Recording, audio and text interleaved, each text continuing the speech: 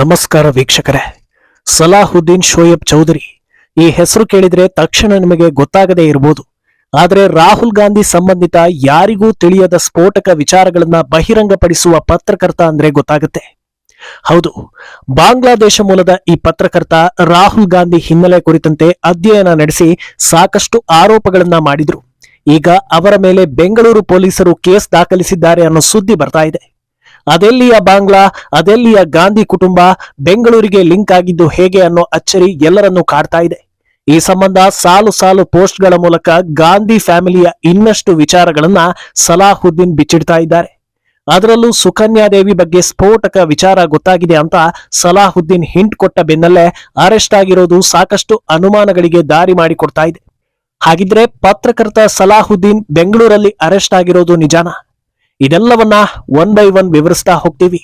ಈ ವಿಡಿಯೋವನ್ನ ತಪ್ಪದೆ ಕೊನೆ ತನಕ ನೋಡಿ. ಅದಕ್ಕೂ ಮುನ್ನ ಮೀಡಿಯಾ ಮಾನ್ಸ್ಟರ್ ಚಾನೆಲ್ ಅನ್ನ ತಪ್ಪದೆ ಸಬ್ಸ್ಕ್ರೈಬ್ ಮಾಡಿ. ಎಸ್, ಕಳೆದ ಒಂದಷ್ಟು ತಿಂಗಳಿಂದ ಬ್ಲಿಟ್ಸ್ ಅನ್ನೋ ಪತ್ರಿಕೆಯಲ್ಲಿ ರಾಹುಲ್ ಗಾಂಧಿ, ಸೋನಿಯಾ ಸೇರಿ ಗಾಂಧಿ ಕುಟುಂಬದ ಬಗ್ಗೆ ಸಾಕಷ್ಟು ವಿಚಾರಗಳು ಬರ್ತಾ ಇದ್ವು. ಬಾಂಗ್ಲಾ ಮೂಲದ ಪತ್ರಕರ್ತ ಸಲಾಹುದ್ದೀನ್ ಶೋಯಬ್ ಚೌಧರಿ ರಾಹುಲ್ ಕಾಲೇಜ್ ದಿನಗಳಿಂದ ಹಿಡಿದು ಡ್ರಗ್ ಪೆಡ್ಲಿಂಗ್, ಯಾರೆಲ್ಲ ಗರ್ಲ್ ಫ್ರೆಂಡ್ಗಳಿದ್ರು, ಸುಕನ್ಯಾದೇವಿ ರೇಪ್ ಕೇಸ್, ಸೋನಿಯಾ ನಿಜವಾದ ತಂದೆ, ಅವರ ಹಿನ್ನೆಲೆ, ಹೀಗೆ ಸಾಕಷ್ಟು ವಿಚಾರಗಳ ಬಗ್ಗೆ ಅಧ್ಯಯನ ಮಾಡಿ ರಿಪೋರ್ಟ್ಗಳನ್ನ ನೀಡ್ತಾ ಇದ್ರು. ಒಂದು ಕಡೆ ಅವರ ಡೇರಿಂಗ್ ಪತ್ರಿಕೋದ್ಯಮದ ಬಗ್ಗೆ ಜನರಿಂದ ಮೆಚ್ಚುಗೆ ವ್ಯಕ್ತವಾಗ್ತಾ ಇತ್ತು.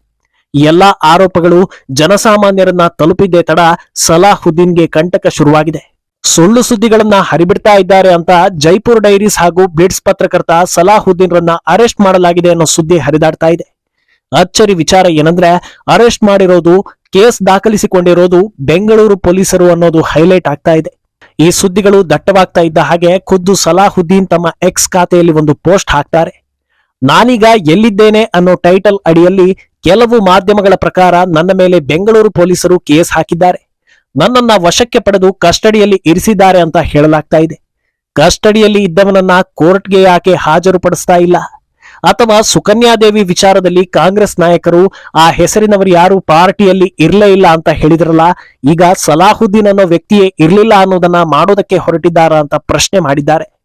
ಅಲ್ಲದೆ ಈ ತರದ ಸುದ್ದಿ ಹರಿಬಿಟ್ಟವರಿಗೆ ಟಾಂಗ್ ಕೊಟ್ಟಿರೋ ಅವರು, ನನ್ನ ದೇಶದಲ್ಲೇ ನಾನು ಸತ್ಯ ಹೇಳಿದ್ದಕ್ಕೆ ಇಂಥದ್ದೆಲ್ಲ ಅನುಭವಿಸಿದ್ದೇನೆ, ಆದ್ರಿಂದ ಇದ್ಯಾವುದು ನನಗೆ ಹೊಸತೇನಲ್ಲ, ನನ್ನ ಕೆಲಸವೇ ಸತ್ಯವನ್ನ ಹುಡುಕಿ ಜನರ ಮುಂದೆ ಇಡೋದು, ಅದನ್ನೇ ಮುಂದುವರಿಸ್ತೀನಿ ಅಂತ ಹೇಳಿದ್ದಾರೆ. ಅಂದಹಾಗೆ ಇದೆಲ್ಲಾ ಬೆಳವಣಿಗೆಗೆ ಕಾರಣ ಆಗಿದ್ದೆ ಸಲಾಹುದ್ದೀನ್ ಆಗಸ್ಟ್ 28ರಂದು ಮಾಡಿದ್ದ ಆ ಒಂದು ಪೋಸ್ಟ್. ಆ ಪೋಸ್ಟ್ ನಲ್ಲಿ ಮತ್ತೆ ಸುಕನ್ಯಾದೇವಿ ಕೇಸ್ ಬಗ್ಗೆ ಇಂಚಿಂಚು ಬರೆದುಕೊಂಡಿರ್ತಾರೆ. ಪ್ರಕರಣ ನಡೆದ ದಿನಾಂಕ 2009 ಡಿಸೆಂಬರ್ 3 ರಾತ್ರಿ 9 ಗಂಟೆಯಿಂದ ಏನೆಲ್ಲ ಆಯ್ತು ಅನ್ನೋದನ್ನ ಪೇನ್ ಟು ಪೇನ್ ಬರೆದುಕೊಂಡಿರ್ತಾರೆ. ರಾಹುಲ್ ಗಾಂಧಿ ಗೆಸ್ಟ್ ಹೌಸ್ಗೆ ಸುಕನ್ಯಾದೇವಿ ಬಂದಿದ್ದು, ರಾಹುಲ್ ಸೇರಿ ಒಟ್ಟು 6 ಸ್ನೇಹಿತರು, ಅದರಲ್ಲಿ 2 ಇಟಲಿ ಹಾಗೂ 2 ಬ್ರಿಟಿಷ್ ಮೂಲದವರು ಅತ್ಯಾಚಾರವನ್ನ ನಡೆಸಿದ್ದು. ಅತ್ಯಾಚಾರದ ಬಳಿಕ ಆಕೆಯ ಕನ್ಯತ್ವಕ್ಕೆ ರಾಹುಲ್ 50,000 ರೂಪಾಯಿ ಹಣವನ್ನ ಆಫರ್ ಮಾಡಿದ್ದು. ಹೀಗೆ ಒಂದಾದ ನಂತರ ಒಂದು ವಿಚಾರವನ್ನ ಪಿನ್ ಟು ಪಿನ್ ಬರೆದುಕೊಳ್ತಾರೆ.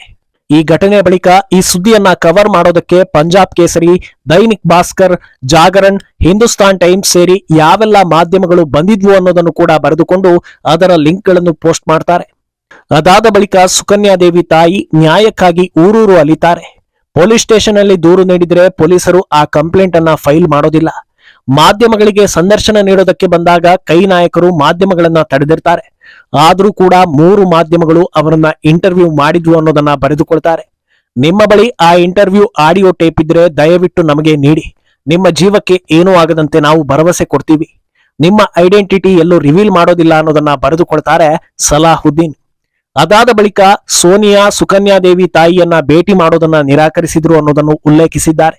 ಕೊನೆಗೆ ದಾರಿ ಕಾಣದೆ ಸುಕನ್ಯಾದೇವಿ ತಾಯಿ ಮಾನವ ಹಕ್ಕುಗಳ ಬಳಿ ದೂರು ಸಲ್ಲಿಸೋದಕ್ಕೆ ಮುಂದಾಗ್ತಾರೆ. ಅಲ್ಲಿ ನಾಮಕಾವಸ್ಥೆಗೆ ಒಂದು ಕಂಪ್ಲೇಂಟ್ ಬರೆಸಿಕೊಂಡು ಸುಕನ್ಯಾದೇವಿ ತಾಯಿಯನ್ನ ಅಲ್ಲಿಂದ ಆಚೆ ಕಳಿಸ್ತಾರೆ.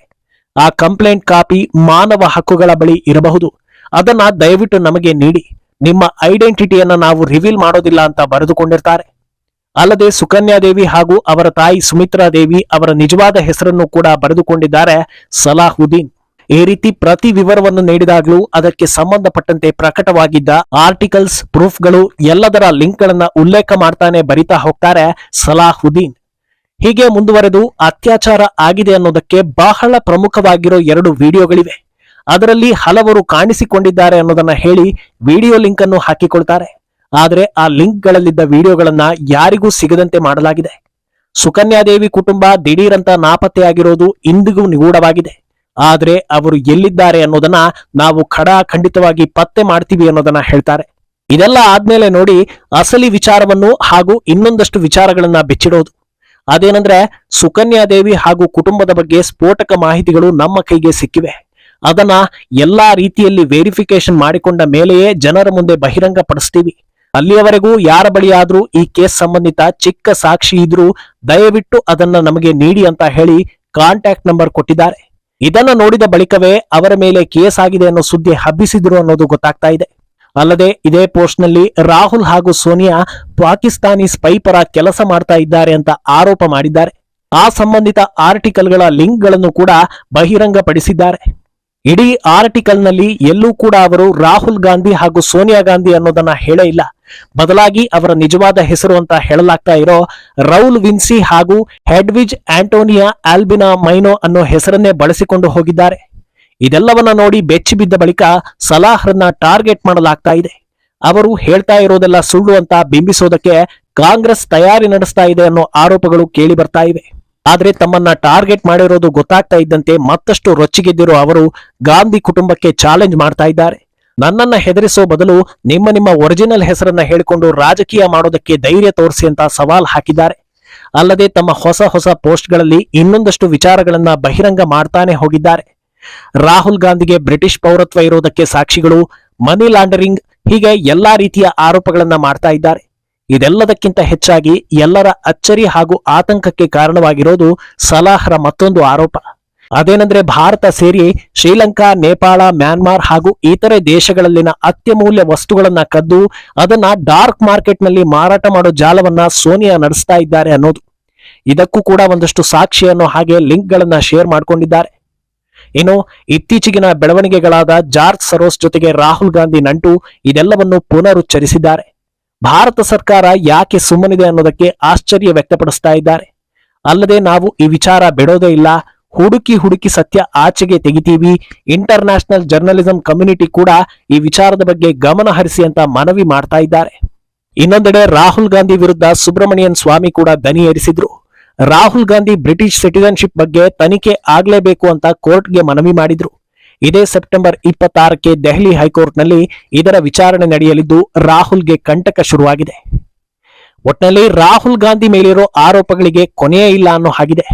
ಸುಕನ್ಯಾದೇವಿ ವಿಚಾರದಲ್ಲಿ ಸಲಾಹುದ್ದೀನ್ ದೊಡ್ಡ ಸಾಕ್ಷಿಗಳನ್ನ ಕಲೆ ಹಾಕಿರೋದು ಗೊತ್ತಾಗ್ತಾ ಇದೆ. ಇತ್ತ ಪೌರತ್ವದ ಸಂಕಷ್ಟ ಬೇರೆ. ಇದೆಲ್ಲವನ್ನ ನೋಡ್ತಾ ಇದ್ರೆ ಆಸ್ಟ್ರೋ ಶರ್ಮಿಷ್ಠಾ ನೋಡಿದ ಭವಿಷ್ಯ ನಿಜವಾಗುತ್ತಾ ಅಂತ ಅನ್ನಿಸ್ತಾ ಇದೆ. ಈ ಬಗ್ಗೆ ನಿಮ್ಮ ಅಭಿಪ್ರಾಯವನ್ನ ತಪ್ಪದೆ ಕಾಮೆಂಟ್ ಮೂಲಕ ತಿಳಿಸಿ.